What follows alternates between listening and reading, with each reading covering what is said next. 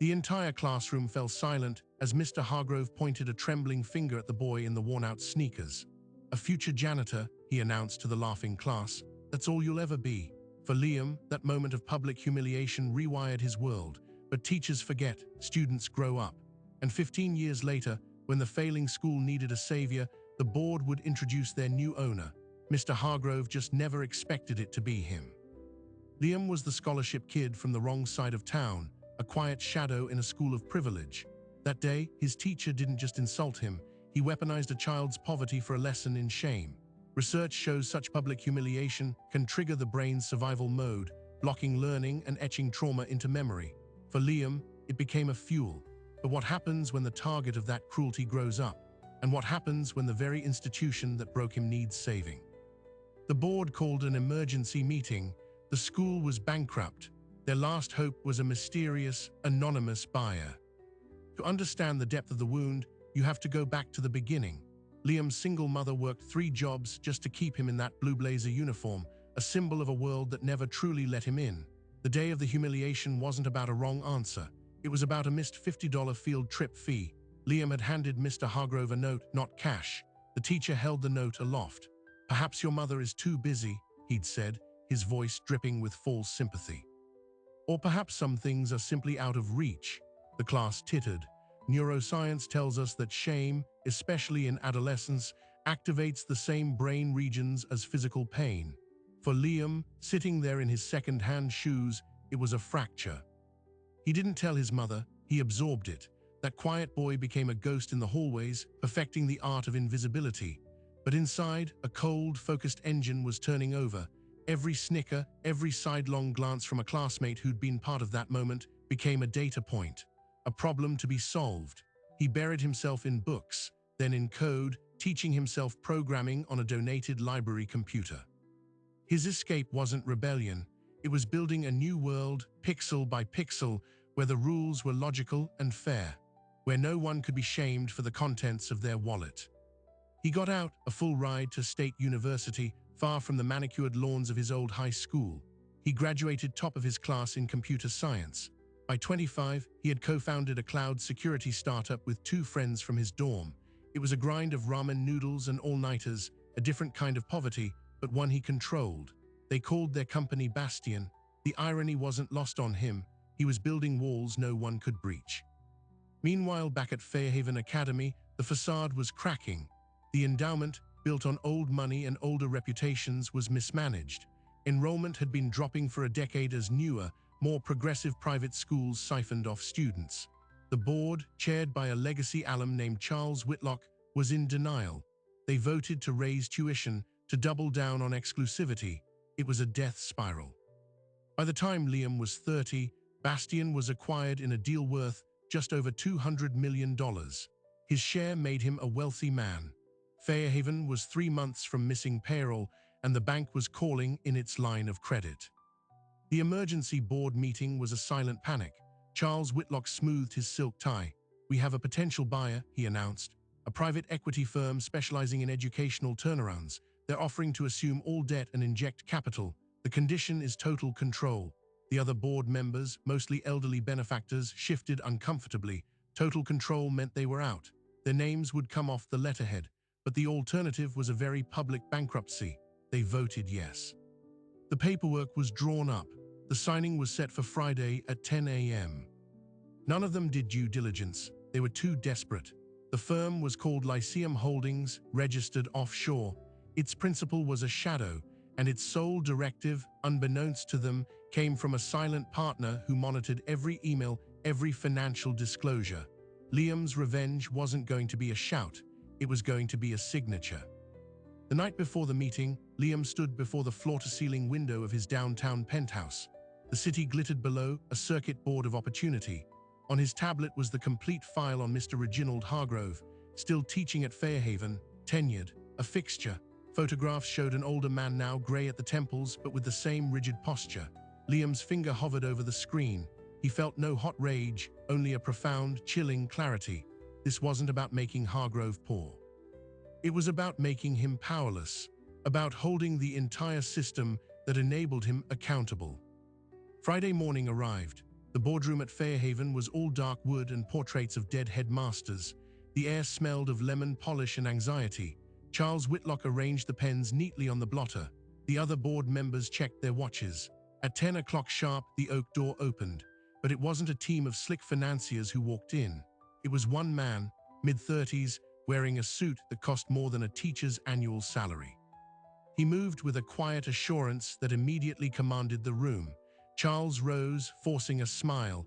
"Welcome, you must be from Lyceum Holdings.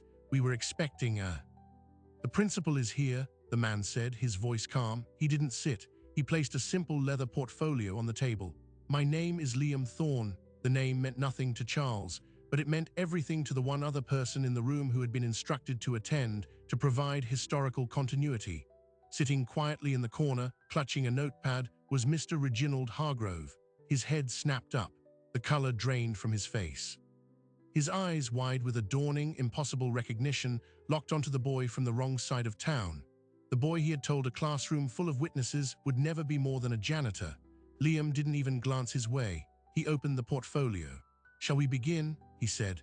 But the real meeting, the one Hargrove was suddenly trapped in, had already started, and he had just realized he was utterly, irrevocably outmatched. The silence in the boardroom was so complete you could hear the dust settling on the portraits of dead headmasters. Charles Whitlock's smile had frozen into a rictus of confusion. He cleared his throat, the sound absurdly loud. "Mr. Thorne, welcome. We were under the impression Lyceum Holdings is a shell," Liam finished, his tone devoid of apology. He finally sat, but not in the chair offered to him. He took the head of the table, Charles's seat. The older man had to step awkwardly aside. "The acquisition is complete. The debts are paid. I now own Fairhaven Academy, its assets, its liabilities, and its future." He slid a single sheet of paper across the polished wood. It was the executed agreement, his signature bold and final at the bottom. The board members leaned forward, a chorus of sharp inhales. It was real.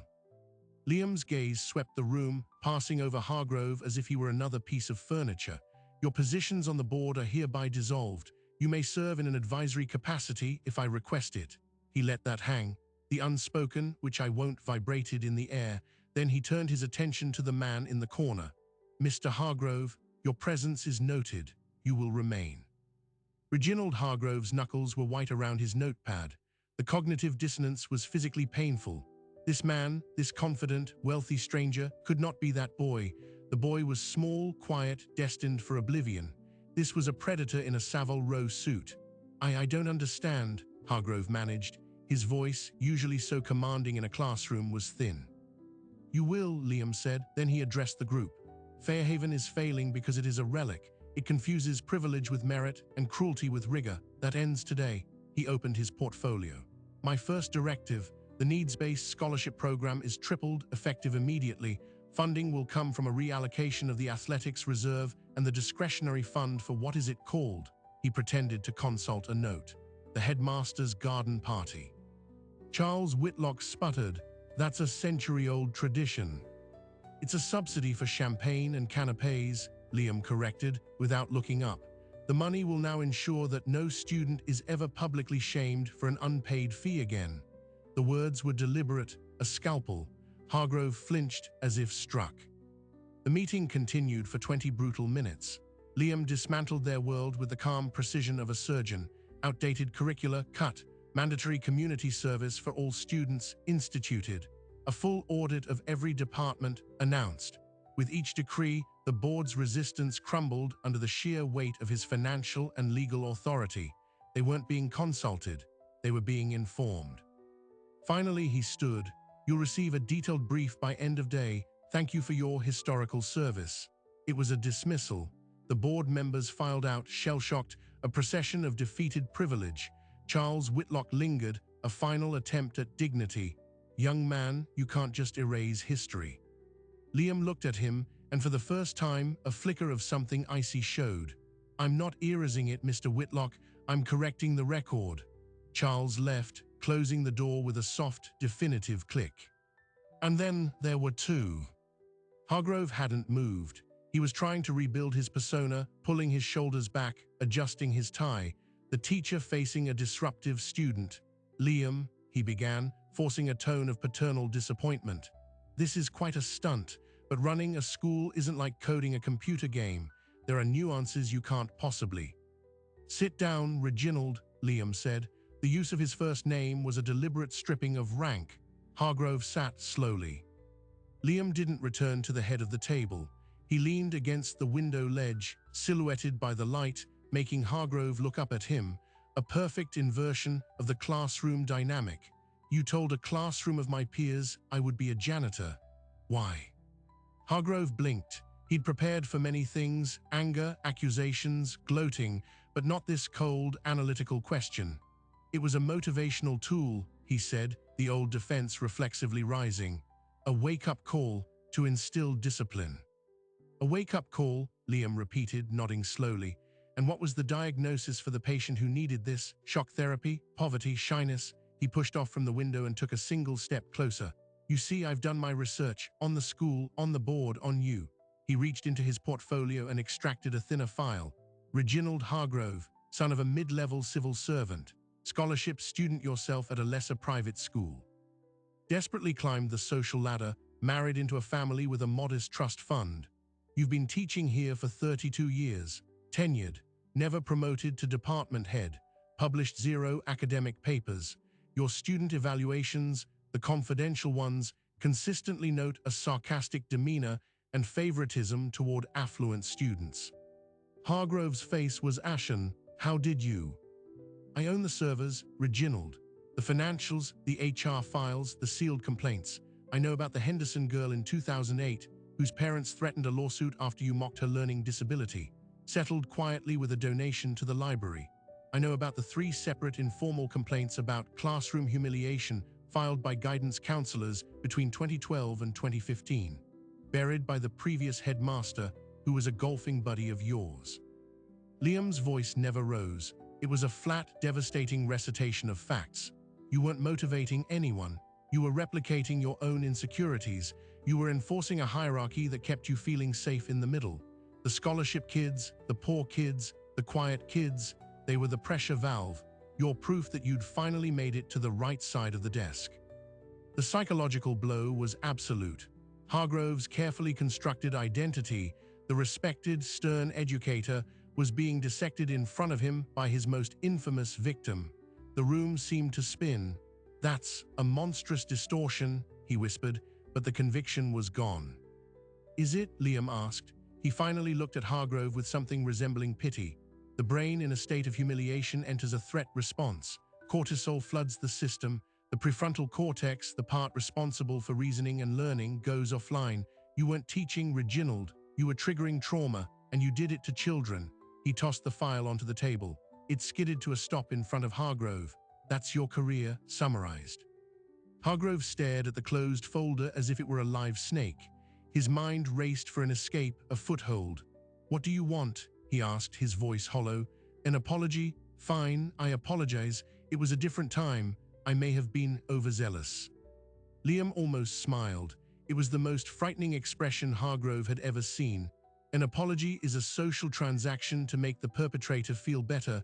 I don't want your apology. I want your compliance. He walked back to the head of the table and sat. You will keep your job, for now. The words were a lifeline and a trap simultaneously. Why? Hargrove breathed. Because true change isn't about firing the villain.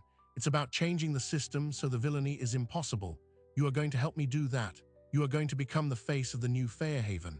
Liam steepled his fingers. You will lead a committee to redesign the disciplinary code, eliminating public shamming. You will mentor the new cohort of scholarship students. You will, in every public forum, champion the new equity initiatives. Hargrove felt nauseous. It was a punishment far more exquisite than dismissal. He was being ordered to dismantle his own life's work, to publicly renounce his own methods, to become a walking monument to his own humiliation. And if I refuse? Then I release this file, Liam said, tapping the folder, to the Alumni Association, to the local paper doing a feel-good story about the school's transformation, to every university where our graduates apply. Your legacy won't be overzealous. It will be toxic. You'll never teach again, anywhere. He leaned forward. But if you comply, you retire in 2 years with a full pension. Your tenure remains unblemished. You get to write the narrative, the tough teacher who evolved. The choice was no choice at all. It was surrender with a polite facade. Hargrove's shoulders slumped in defeat. The fight was gone. He gave a single, stiff nod. Good, Liam said, all business again. Your first task. This afternoon, you will gather the entire faculty. I will address them. You will introduce me, and you will express your full support for the new direction. He stood, gathering his things. Welcome to the new Fairhaven, Reginald. I suggest you try to learn something. Liam left him there, sitting alone in the boardroom of his own defeat. The portraits of the old headmasters seemed to stare down at Hargrove with silent, grim judgment. He reached a trembling hand toward the file, then pulled back. He didn't need to open it. He knew every failing inside was true. Across campus, Liam moved with purpose.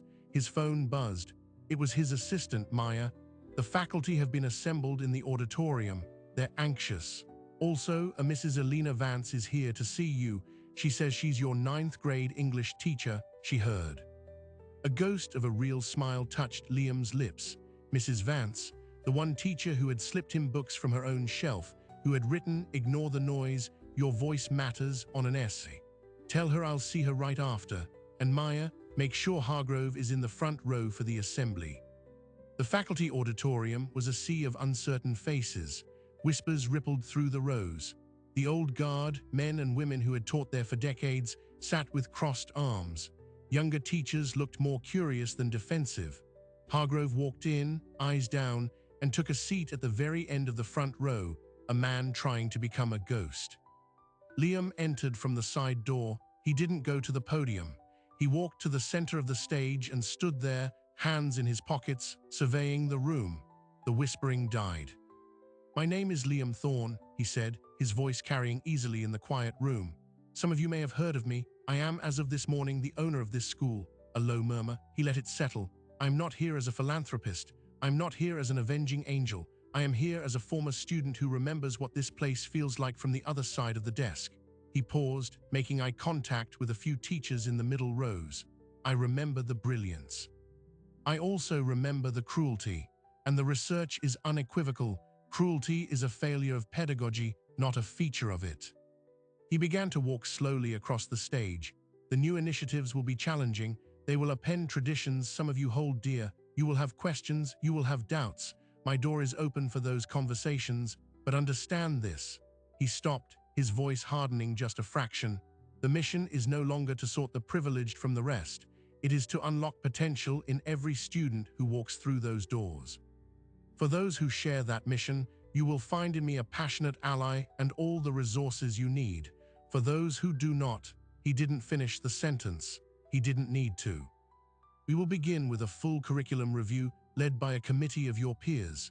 We are instituting mandatory trauma-informed practice training for all staff, and we are ending, immediately, any practice of public academic or financial shamming."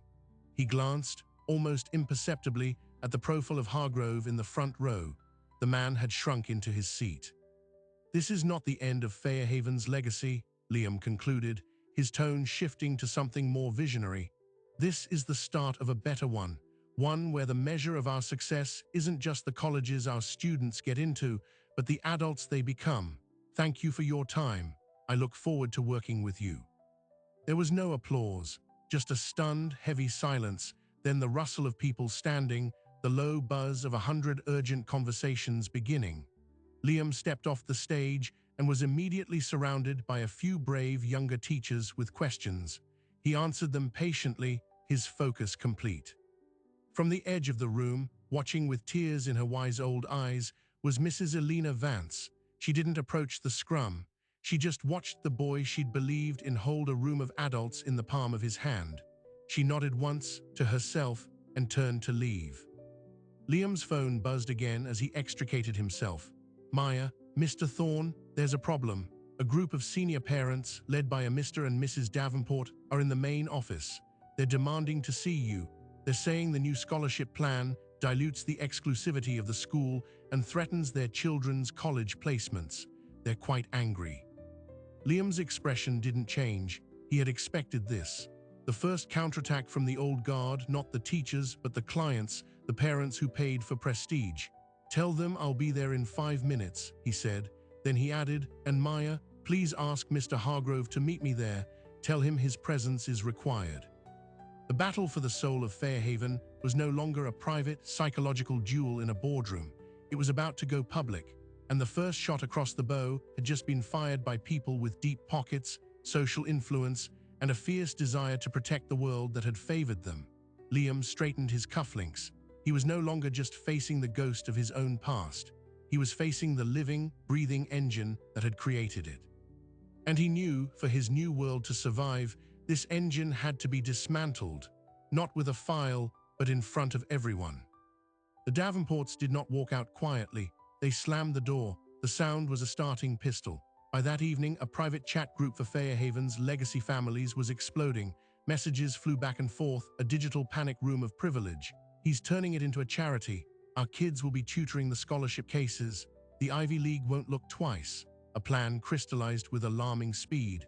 They wouldn't just withdraw their children, they would strangle the school financially.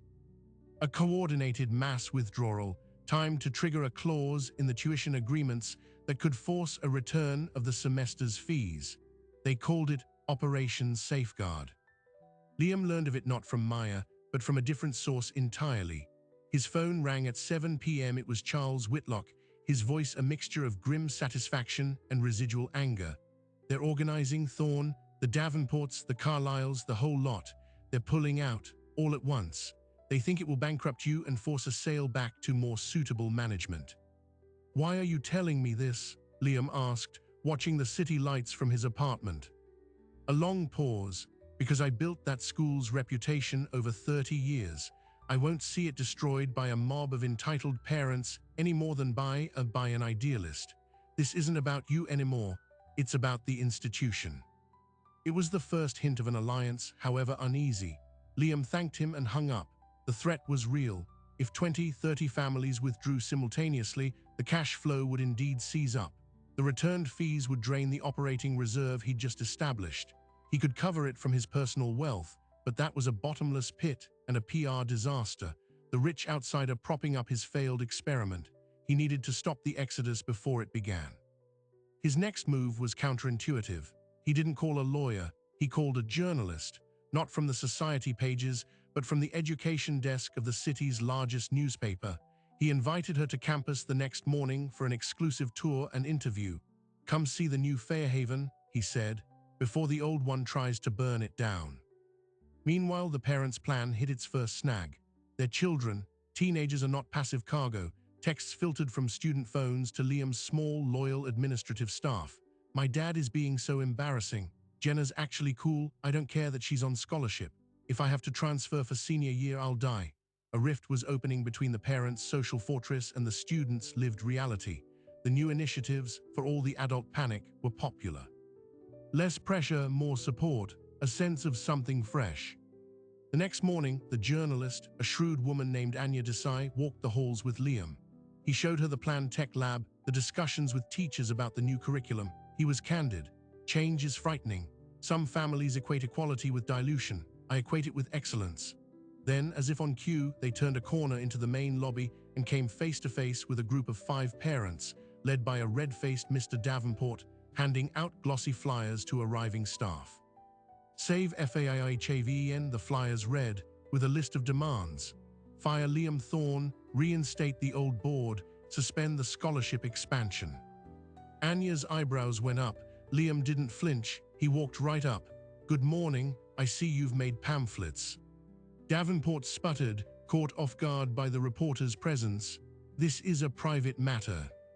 "It's a matter of public interest when you attempt to sabotage a school's future because it dares to include others," Liam said, his voice calm but clear for Anya's recording phone. "You're entitled to withdraw your child. You are not entitled to dictate who else gets to learn here." The story ran online by noon. It was balanced but piercing. It framed the conflict not as a business dispute, but as a cultural battle, progressive inclusion versus defensive exclusivity. It quoted Liam's vision and, devastatingly, included a soundbite from a sophomore scholarship student, Jenna, who said, "I finally feel like I belong here. Why do they want to take that away?" The parent group was furious. They'd been outmaneuvered. Their private rebellion was now a public debate, and they were cast as the villains. This is when their strategy turned dark. They hired a firm, not lawyers, private investigators. Their target, Liam Thorne, find the weakness, the scandal, the cutting room floor of his rise. Liam knew this was coming. He had prepared. His business was clean, his taxes meticulous. But you can't prepare for what you don't know is there. The investigators didn't just look at him. They looked at everyone around him.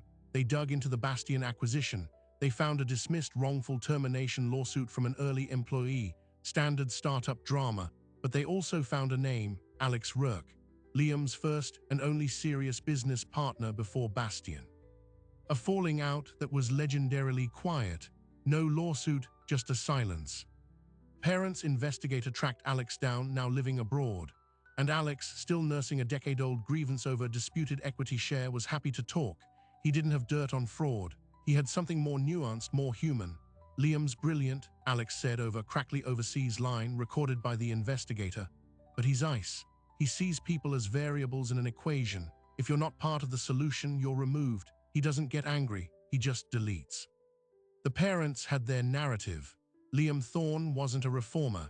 He was a sociopathic tech bro, treating a school like a faulty algorithm, deleting traditions, deleting people who disagreed. They packaged this with the lawsuit, with selective quotes from disgruntled former Fairhaven staff found through the investigator, and sent it all anonymously to Anya Desai, the journalist. The subject line, "The real Liam Thorne." This was the wait, it gets worse moment. Liam was in his temporary campus office when Maya rushed in, her tablet open to the newspaper's website. Anya had written a follow-up piece, Beneath the Vision, Questions of Method.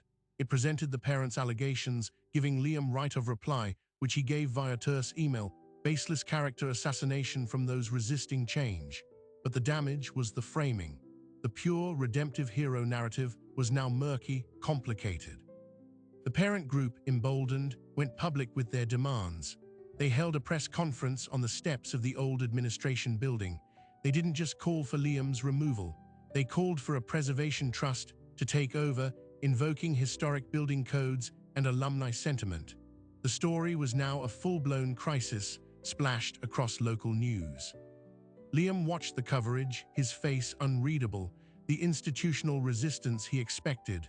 The personal demolition was a colder, deeper cut. Hargrove, summoned to the office, stood nervously by the door. "This is getting out of hand," he murmured. "It's a calculated escalation," Liam corrected, turning off the screen. "They can't win on merit, so they attack the messenger's character, a classic playbook." He studied Hargrove. The man looked exhausted, frayed.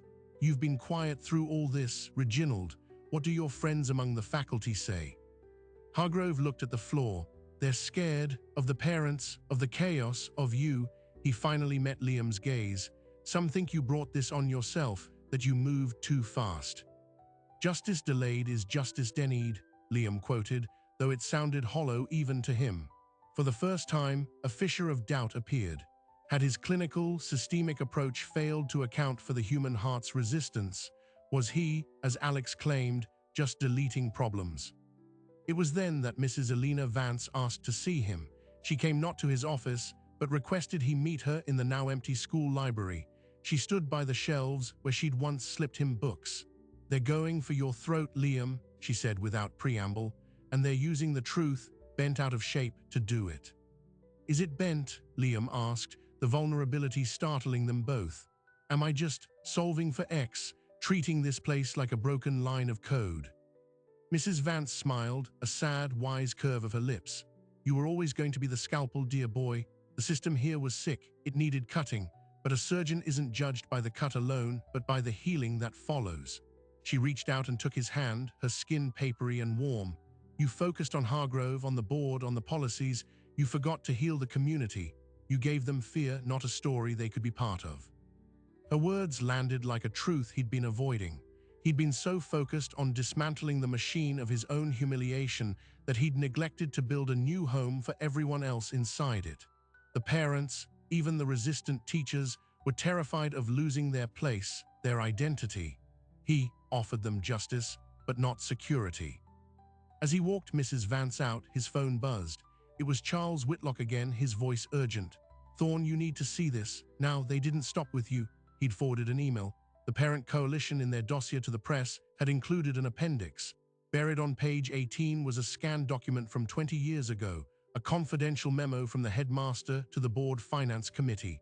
Subject: Scholarship Fund accounting discrepancies. It was dense with numbers, but the conclusion was clear.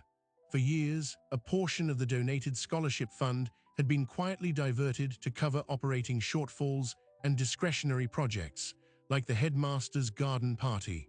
The memo was signed by the then headmaster and carbon copied to the board treasurer at the time, Charles Whitlock. The scandal wasn't just about Liam anymore. It was about the original sin of the old Fairhaven. They had been stealing from the poor to fund the parties of the rich, and the parents, in their zeal to destroy Liam, had accidentally set off a bomb under their own feet. The headline wrote itself: "Save Fairhaven, Parents Uncover School's Historic Misuse of Scholarship Money." Liam stood in the silent library, the weight of it all settling on him. The moral high ground had just erupted beneath everyone. The parents' rebellion was about to collapse in a hypocritical heap, but so was any remaining shred of the school's honorable past. He could release this, destroy the old guard completely, and win by default. But at what cost? The school's reputation would be ashes. The very scholarship students he wanted to help would be tainted by a legacy of theft. He had the power to burn it all down, but Mrs. Vance's words echoed. A surgeon isn't judged by the cut alone, but by the healing that follows. The easy, vengeful path was right in front of him. The harder path, the one that led to actual healing, was shrouded in fog. He had to choose, and his choice would define not just his revenge, but his redemption. The battle for the school was over. The battle for its soul was just beginning. Liam Thorne stood alone in the library, holding the proof that could burn the entire legacy of Fairhaven to the ground. The memo in his hand wasn't just a document, it was a live grenade, and the pin had been pulled by the very people trying to destroy him. He could release it. He could watch the Davenports and the old board drown in a scandal of their own making. It would be the perfect final note of his revenge. But Mrs. Vance's words wouldn't leave him. The healing that follows. He made his decision. He didn't call the press. He called a meeting. That evening, he summoned Charles Whitlock, the Davenports, and 2 representatives from the parent coalition to his office. He also invited Anya Desai, the journalist, as an independent witness, and he asked Reginald Hargrove to attend. The atmosphere was electric with hostility and fear. Liam didn't sit behind his desk. He stood in the center of the room, the memo in a plain folder on a table between them. "You hired investigators to find my weakness," he began, his voice quiet. "In doing so, you found your own." He opened the folder and slid the memo toward Charles Whitlock. The old man's face collapsed as he recognized it. He didn't need to read it. He remembered. "What is this?" Mr. Davenport snapped, snatching the paper. He scanned it, his bluster fading into confusion, then dawning horror. This is about the scholarship fund." "It is," Liam said. "For at least a decade, funds donated specifically to support students like me, students from families like mine, were diverted to cover budget shortfalls, to pay for things like the garden party you're so desperate to protect." He looked at Charles. "You were the treasurer, you signed off on it." Charles Whitlock didn't deny it. He looked old, defeated.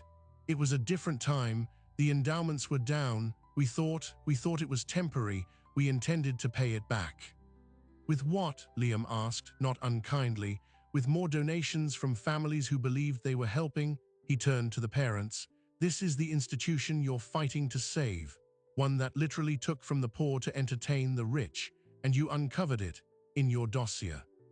The Davenports were silent, the moral foundation of their rebellion vaporized. Mrs. Davenport found her voice first, small and shattered. "We didn't know." "Of course you didn't," Liam said, "because the system was designed to keep you in the light and everyone else in the shadows. That ends tonight." He picked up the memo and deliberately tore it in half, then in half again. The room gasped. Anya Desai leaned forward, her recorder catching every rustle. "I'm not going to release this," Liam announced. "Doing so would only hurt the students here now and the reputation of every alum, including the scholarship graduates who succeeded despite this theft. It would be punishment, not progress." He dropped the pieces into a small metal wastebasket on the floor. Then he took a lighter from his pocket, flicked it, and dropped the flame onto the paper. They watched it curl and blacken, a tiny pyre of the past. Charles Whitlock had tears in his eyes. "Why?" he whispered. "Because I don't want to destroy Fairhaven," Liam said, watching the embers die. "I want to rebuild it, and you can't rebuild on a foundation of ashes." He faced the parents. "Your coordinated withdrawal is over. You will cease your campaign against the school. In return, I will not pursue legal action for defamation or interference. More importantly, I will establish a Truth and Reconciliation Committee, chaired by Mrs. Elena Vance, to fully audit the school's financial history and make reparations to every affected scholarship alum. Their tuition will be refunded, with interest, from my personal funds." It was a staggering offer, a complete moral victory that demanded nothing from them but silence. Mr. Davenport, humbled, could only nod. The fight was gone. Liam then turned to Charles. "You will resign from any emeritus position. You will donate the entirety of your remaining discretionary fund to the new scholarship endowment.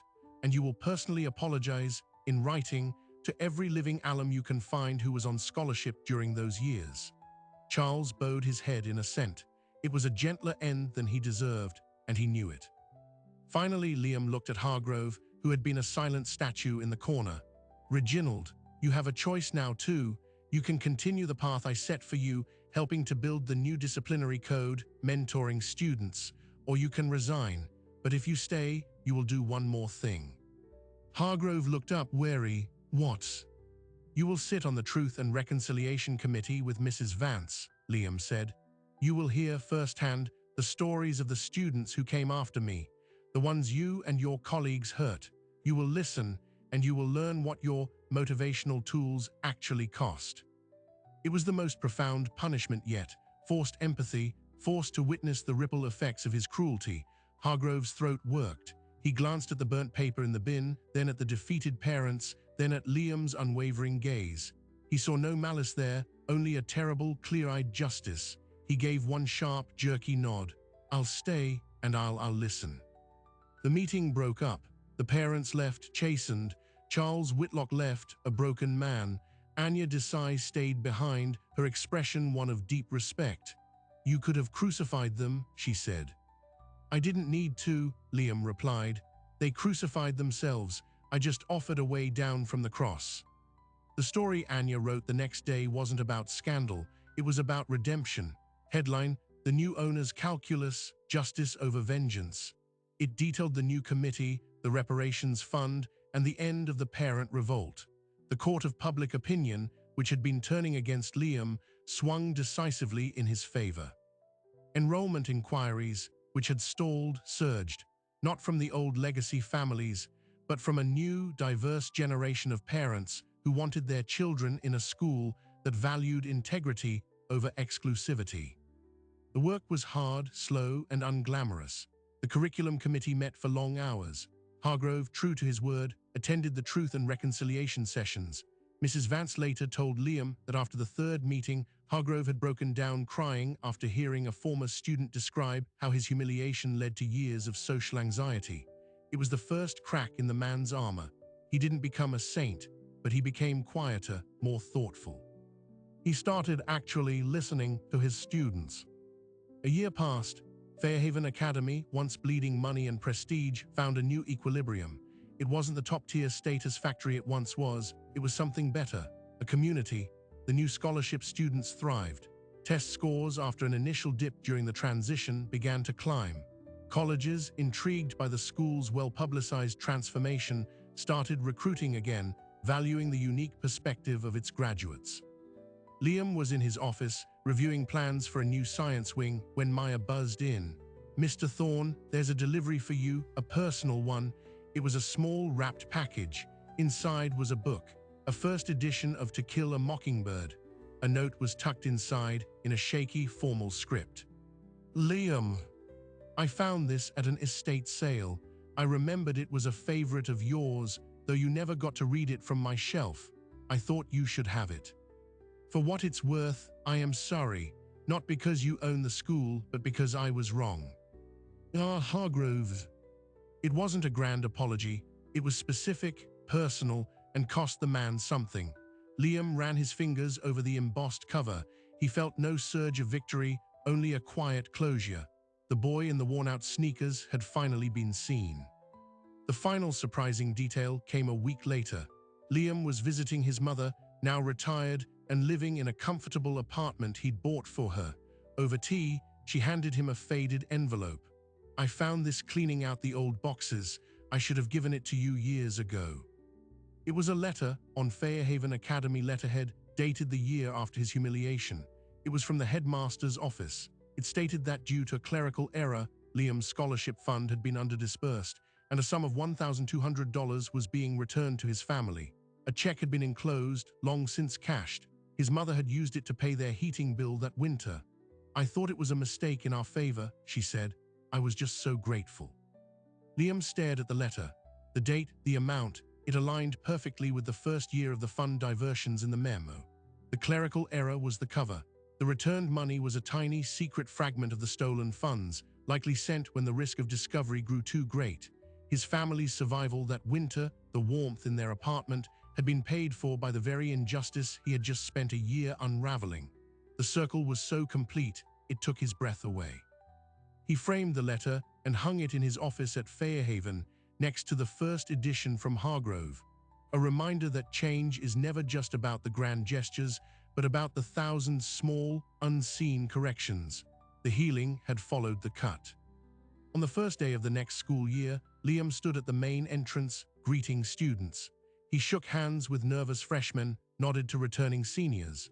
He saw Jenna, the scholarship student from the article, now a confident junior leading a tour for new families. He saw Hargrove, now wearing a slightly less rigid expression, directing traffic. A young boy, maybe 13, with obviously second-hand shoes and a too-big blazer, approached him, eyes wide. "Are you the owner?" he whispered. "I am," Liam said, crouching down to his level. "What's your name?" "Matteo. I'm on the new scholarship." Liam smiled. "Welcome to Fairhaven, Matteo. It's yours as much as anyone's." He looked past the boy at the bustling courtyard, at the old stone buildings that no longer felt like a fortress, but like a home being rebuilt, brick by brick. The revenge was complete, but it had transformed into something else entirely, a legacy.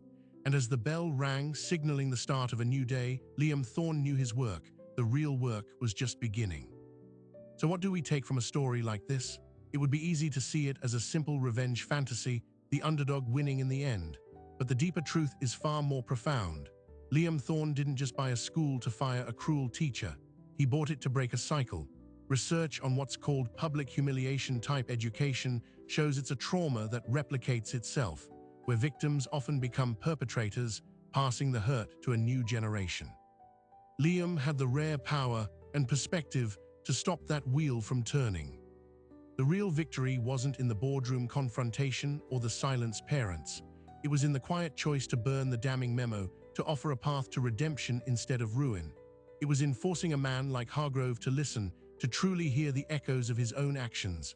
That is how you dismantle a system, not with a hammer, but by changing the hearts inside it. The framed letter and the gifted book in Liam's office weren't trophies. They were tombstones for the old ways and birth certificates for something new. We all carry memories of moments we were made to feel small. A cutting remark from a teacher, a public shamming from a parent, a betrayal by a friend. Neuroscience confirms these experiences are etched into our neural pathways, shaping our self-worth and our worldview.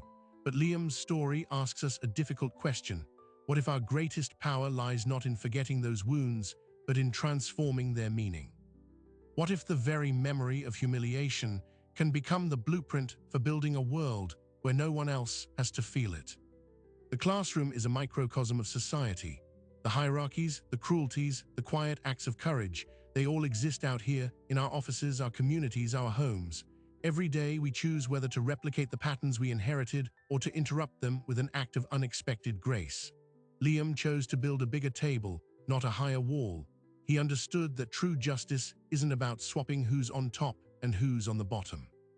It's about dismantling the platform altogether and building something we can all stand on.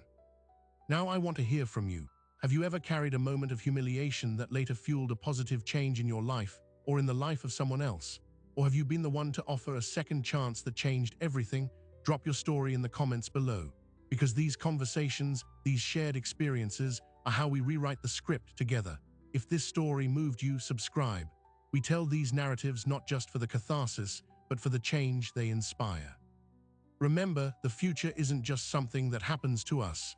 It's something we build, one healed memory at a time.